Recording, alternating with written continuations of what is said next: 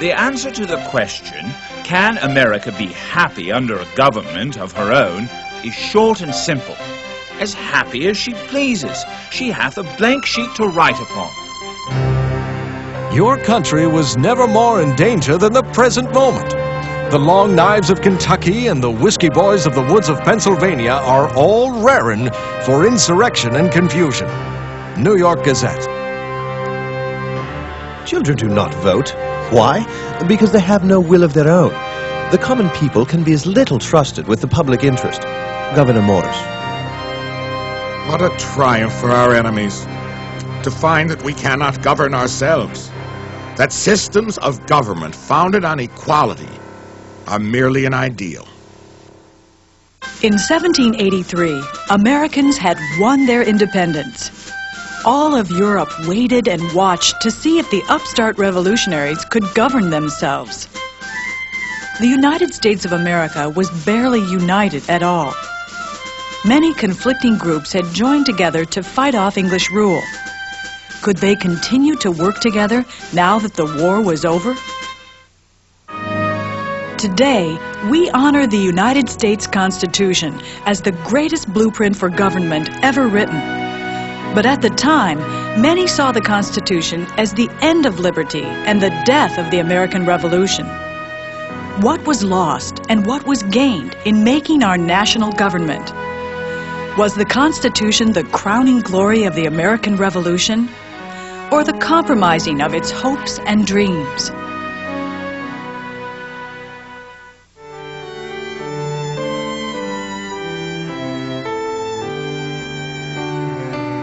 How few of the human race have ever enjoyed an opportunity of making an election of government? John Adams. With independence, Americans started their new nation based on the radical new ideas of equality and of government by the people. Republicanism, as they called it, was great in principle, but no one knew if it would work in the real world.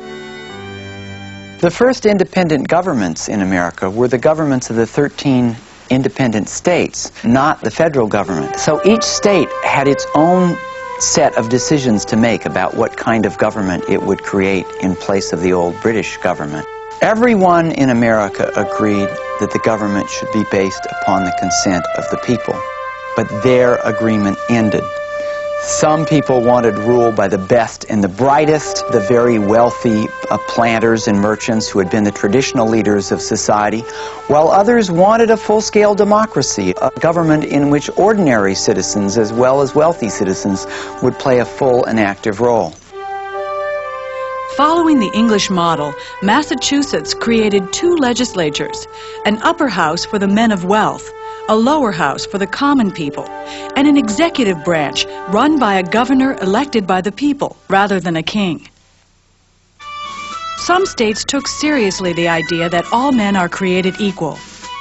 Pennsylvania designed a government with one big legislature, where poor farmers and artisans could argue with rich merchants and businessmen. New Jersey even gave some women and blacks the right to vote. Some things the states could not do by themselves. Winning the war for independence demanded that they work together. But Americans' fear of powerful governments made it difficult for the states to work together. The Continental Congress had to fight the Revolutionary War without the power to build an army or raise money through taxes. They begged the states for money and men to keep the Continental Army fighting. But with money problems of their own, the states often said no. It took 5 years for the states to ratify the Articles of Confederation, which was more like a treaty of cooperation between 13 little countries than the beginning of a new nation.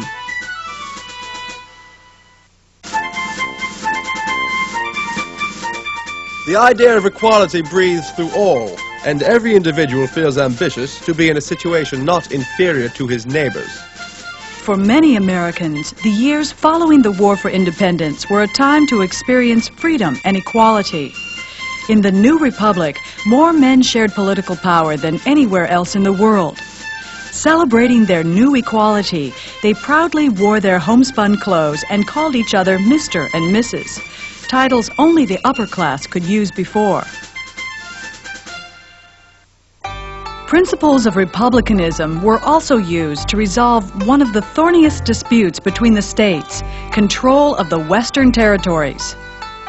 To get the other states to sign the Articles of Confederation, the states that controlled the vast lands beyond the Appalachian Mountains agreed to cede their lands to the national government.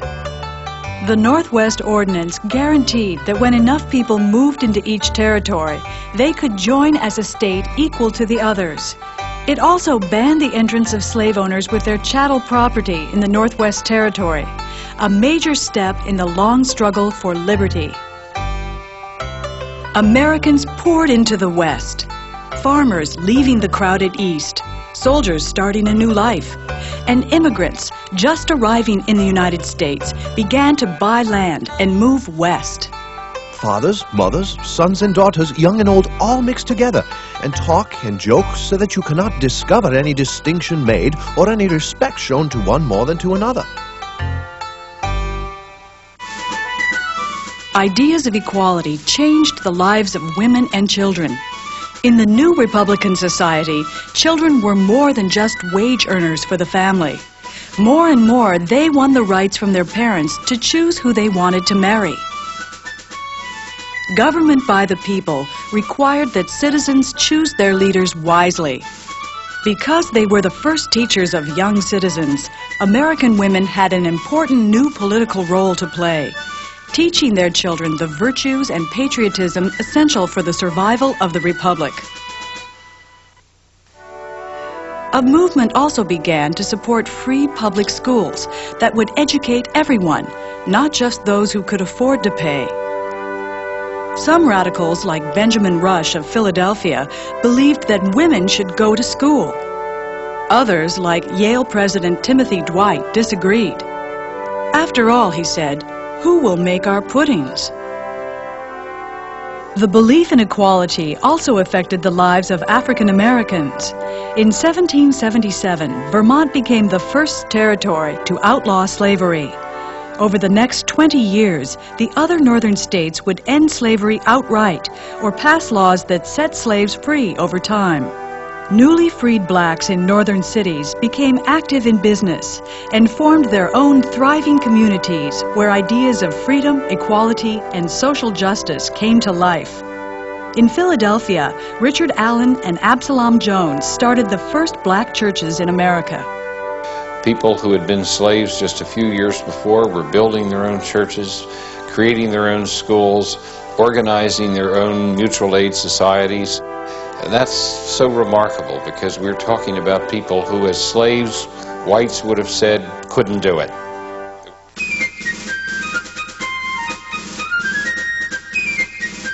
Independence may have allowed Americans to undertake a great experiment in Republican government and society, but it also hurt many people financially.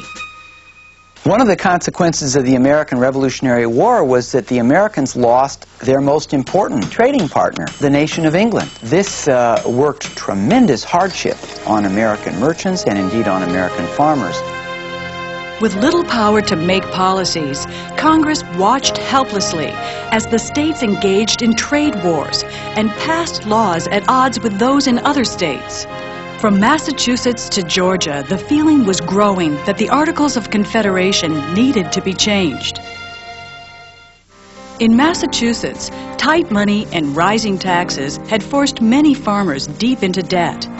Facing loss of their farms and no help from the state government back in Boston, the farmers, in the best tradition of the American Revolution, held protest meetings, signed petitions, and organized committees or correspondence. When all else failed, they armed themselves with pitchforks and muskets to keep judges from turning their properties over to the Boston merchants and others who held their mortgages.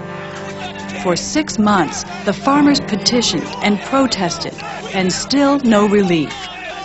Finally, the farmers lost their patience. On a snowy day in January 1787, Revolutionary War hero Daniel Shays and a ragtag army of 1,200 farmers marched toward Springfield. They attempted to, in fact, among other things, beside closing down courts, to take the federal arsenal of Springfield, Massachusetts. General William Shepard and 600 militiamen greeted them with musket and cannon, killing 4 and scattering the rest. That rebellion frightened many thoughtful Americans into believing that the absence of power in the federal government under the Orders of Confederation to suppress such insurrection was a fatal weakness, and a more efficient and powerful government had to be created.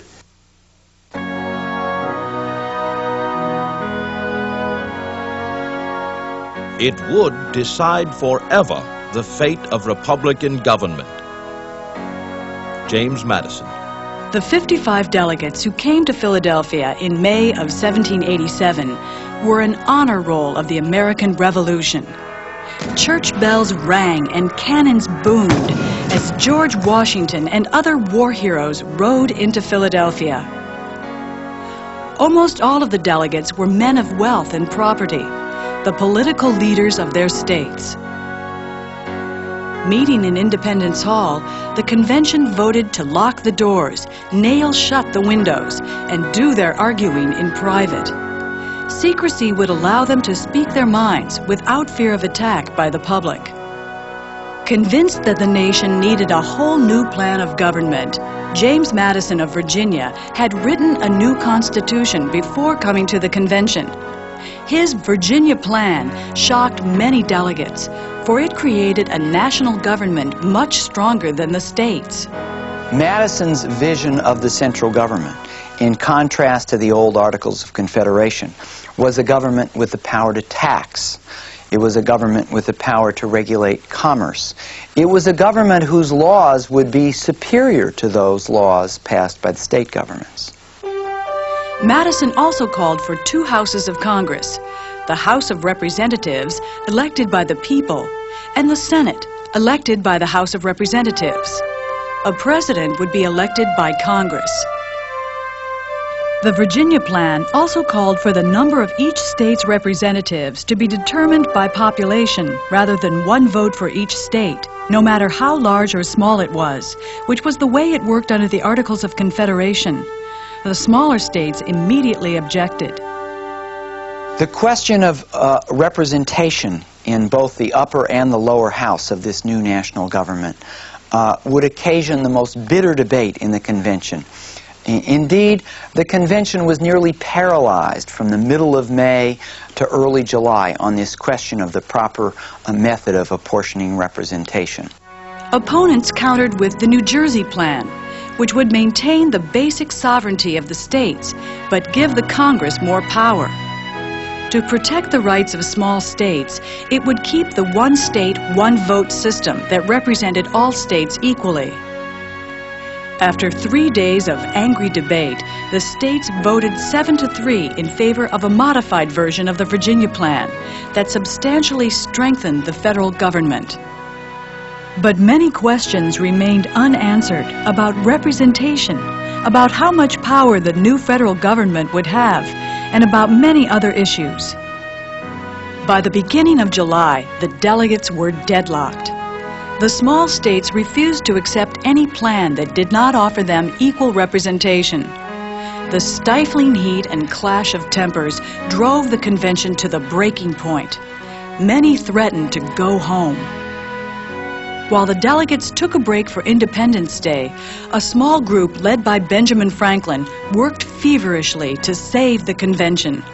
What finally came out of it was that the House of Representatives would have a representation based upon population, and that all states would have equal representation in the Senate. So each section felt it got something to protect its interest, and that formed the basis for the Great Compromise, or the Connecticut Compromise, which established our 2 houses of Congress and the present mode of representation.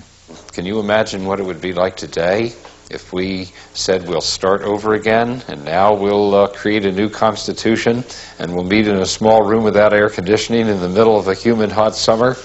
I don't know whether we could pull it off. It was, some people called it the miracle at Philadelphia.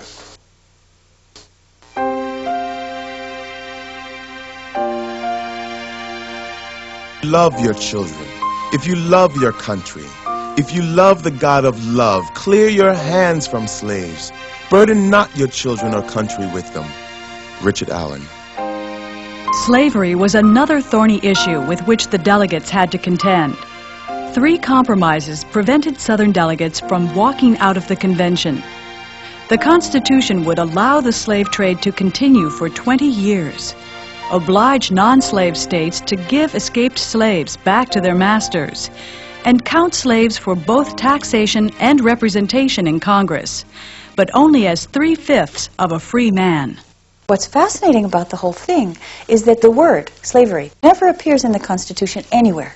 And in fact, it doesn't appear in any constitutional matters until the 13th Amendment, which abolishes slavery. And if you didn't know what you were looking for, and you read the Constitution, you would not know that this was a slaveholding nation. Nothing is more certainly written in the book of fate than that these people are to be free. I tremble for my country when I reflect that God is just and that His justice cannot sleep forever. Thomas Jefferson. By the end of the convention, many compromises, large and small, produced a constitution that many doubted could survive.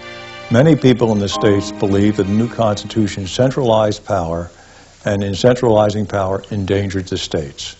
They were deeply concerned about also the absence of any form of Bill of Rights in the new government, because that would also protect the rights of citizens and of states. And so they were deeply concerned because they thought that the founders had in fact drawn something that could not possibly work and really would endanger the liberty which had come out of the American Revolution. Angry that the Constitution took so much power away from the states, other delegates went home early and promised to fight it to an early death.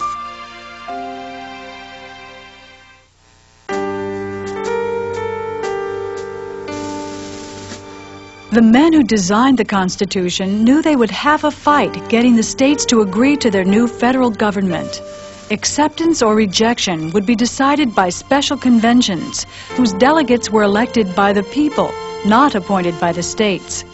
9 states had to say yes for the new government to begin. Supporters of the Constitution, called Federalists, found its greatest defense in the Federalist Papers, a series of articles written by Alexander Hamilton, James Madison, and John Jay. A strong central government, they insisted, was the best protector of the people. The Constitution would balance the clash of selfish interests against each other, so that no group could overpower any other.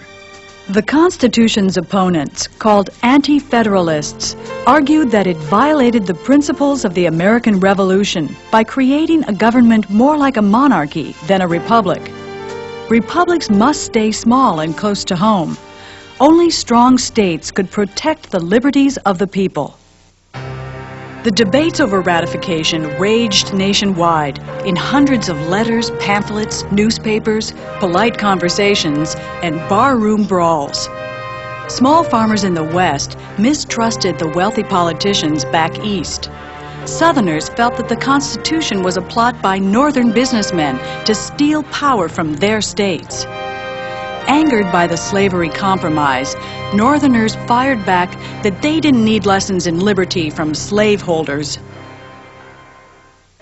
Some states ratified the Constitution quickly.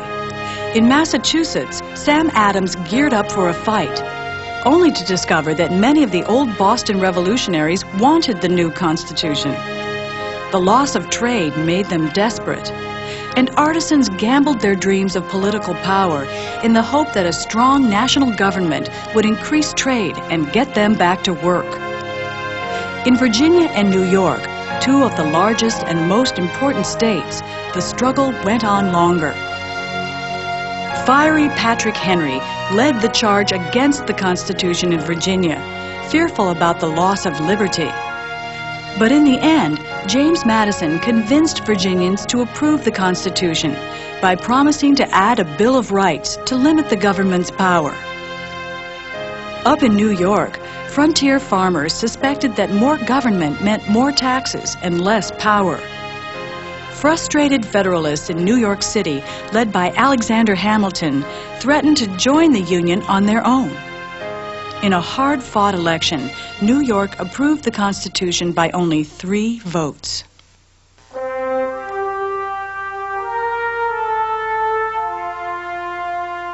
Long live George Washington, President of the United States!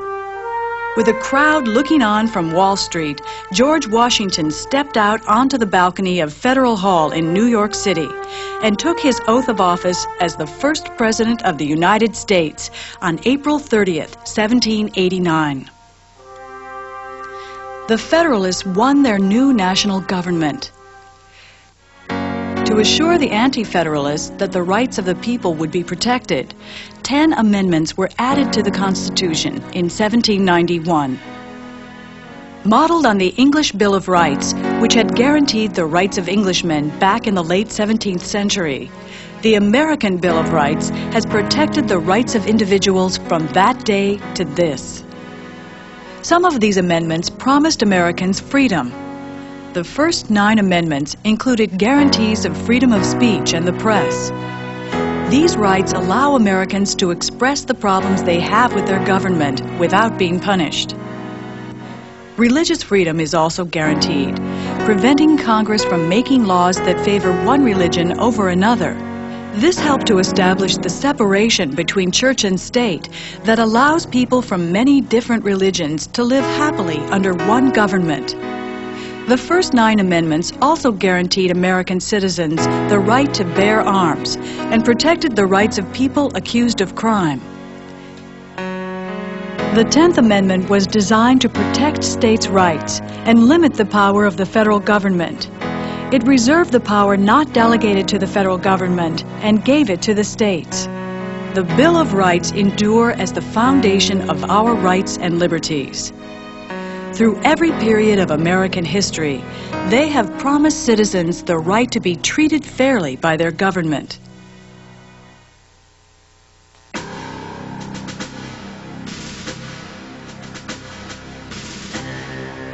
When Washington and the new Congress took office in 1789, they faced the challenge of setting the new nation on a new course. From the start, they divided over which direction the nation should be taking.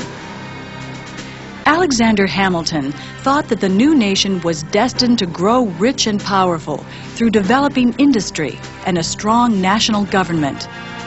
He called the United States a Hercules in the cradle. But if the nation failed to pay off the enormous debt left over from the Revolutionary War, the new country would soon die.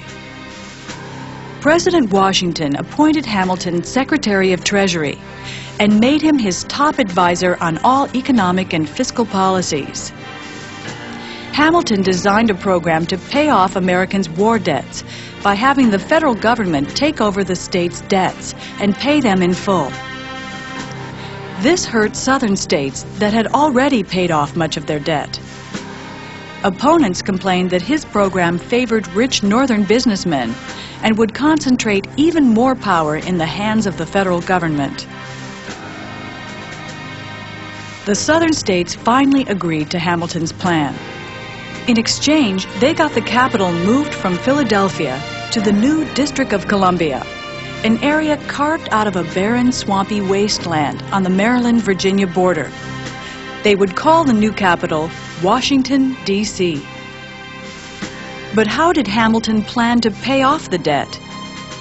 Part of the answer was what so many Americans feared: more taxes. The whiskey tax was the last straw for some of the farmers of western Pennsylvania. As far as they could see, this new tax made the rich men richer while taxing the farmers into poverty. Rallying under the banner of liberty, they threatened tax collectors, terrorized their neighbors who paid the tax, then marched on Pittsburgh and threatened to burn the city to the ground. The Whiskey Rebellion was the first challenge to the new government's rule. And it became the first occasion for the provision in the Constitution that the federal government would have the power to march a federal army into a state to put down a state insurrection. And this is what happened. There was Alexander Hamilton and George Washington leading a federal army into western Pennsylvania to put down those whiskey rebels. A rather large army, larger than any that Washington actually had under his command during the American Revolution. And by the time they got there, the whiskey rebels disappeared into the woods. They dispersed, they faded away, they were hard to find. A few were arrested and tried and jailed, but the dispute was over. An insurrection was announced and proclaimed and armed against what could never be found. Thomas Jefferson scoffed at the government's excessive use of strength. Jefferson and others were growing increasingly alarmed about developments in the federal government. And in the 1790s, war in Europe was cutting through American politics like a knife, splitting Americans into two angry factions, Federalists and Democratic Republicans.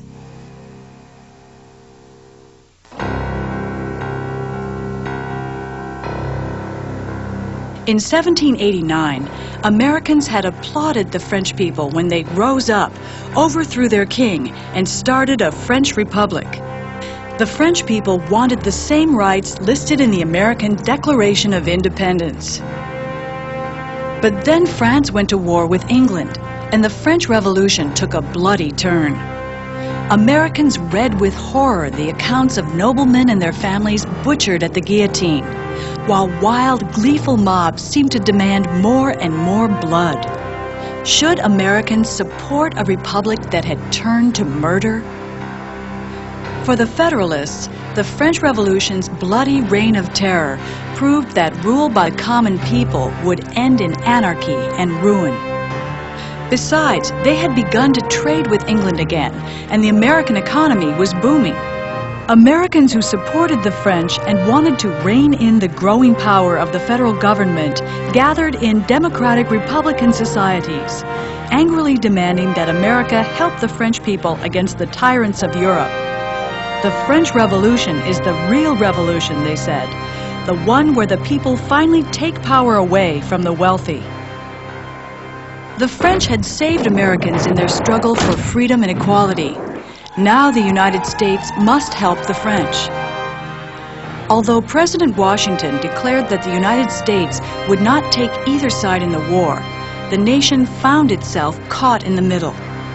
French and English warships confiscated American merchant ships for trading with the enemy.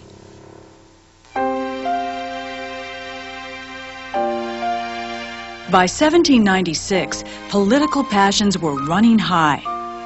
After George Washington chose not to run for a third term in office, John Adams was elected the second President of the United States. Fearing a full-scale war with France, Congress authorized taxes to build a new navy and expand the army. Adams did his best to keep the nation out of war. But opposition continued to grow against the president and his Federalist allies in Washington. The Democratic Republican societies found their leader in Thomas Jefferson. He seemed to be on the opposite side of every argument the Federalists made. They believed in a strong central government. Jefferson thought that government is best which governs least. The Federalists did not trust the people to rule. Jefferson believed that all the people needed was to learn how to rule. The Federalists wanted a strong nation built on economic self-interest. Jefferson favored a nation of independent farmers built on virtue and equality. With the nation's very survival at stake, new journals sprang up to argue their cause, criticizing their opponents with a viciousness unparalleled in American history. Federalist and Democratic Republican journalists went at each other in print and with fists. Americans had no experience with political parties, and many Federalists thought the Democratic Republican opposition treasonous by its very existence. Surely we need a sedition law to keep our own rogues from cutting our throats, and an alien law to prevent the invasion by a host of foreign rogues to assist them. William Cobbett, Federalist journalist. In 1798, Congress passed the Alien and Sedition Acts to restrain their political enemies, making it a crime to write, speak, or publish anything against the government. The Alien Sedition Acts put a clamp on the freedom of the press. It was passed by a Federalist Congress and was aimed at the Jeffersonian press. Jefferson had run for president in 1796 and had lost, but the Jeffersonian press was pumped up for the election that would be coming up in 1800. And the Alien and Sedition Acts were used to say that much of what was in the Jeffersonian press was seditious. I mean, even to say that John Adams was an irresponsible president could be regarded as a seditious statement. Even Benjamin Franklin's grandson, a Philadelphia publisher, was clapped into jail for saying some very uncomplimentary things about President John Adams and the Federalist Party. Those acts were really a test of the Bill of Rights and the First Amendment to the Constitution. And they were quickly reversed in 1800 as soon as Jefferson won the election of that year.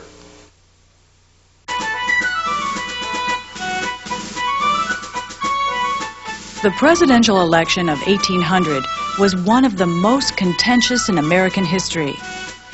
The Federalists called Jefferson a godless French spy, out to destroy Christianity and America. The Democratic Republicans accused John Adams of being a power-hungry snob and a lover of English monarchy.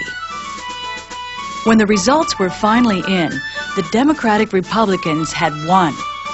Americans had chosen the many over the few. I have this morning witnessed one of the most interesting scenes a free people can ever witness. The changes of administration, which in every government, in every age, have most generally been epochs of confusion, villainy, and bloodshed, in this, our happy country, take place without any species of distraction or disorder. Margaret Smith, Philadelphia. The Federalists handed over power without incident in 1800. It was a truly revolutionary moment. Democracy worked. The Republic would survive. The year before, the bloody French Revolution had ended when Napoleon came to power. This proved how easy it was for a republic to fail. But through the art of compromise, the United States of America had survived. That in itself was revolutionary.